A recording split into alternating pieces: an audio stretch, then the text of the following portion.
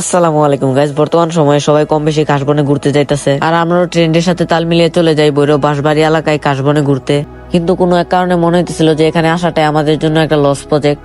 Guys, প্রথম তো আমরা রেডি হয়ে আবেগের চুটের বাঁশবাড়ির উদ্দেশ্যে রওনা হয়ে যাই। বাঁশবাড়িয়া যাওয়ার জন্য আমরা প্রথমে বাস স্ট্যান্ডে চলে যাই।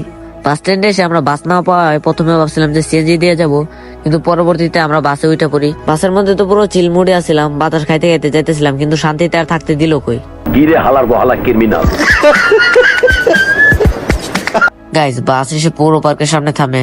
এরপর আমি আর অপূর্ব সবার আগে আগে নেমে যাই, কিন্তু নামার পরে দেখি আমাদের বাকি তিনজন কিনা বাসের সাথে সাথে ভৈরব চত্বরের কাছে চলে গেছে।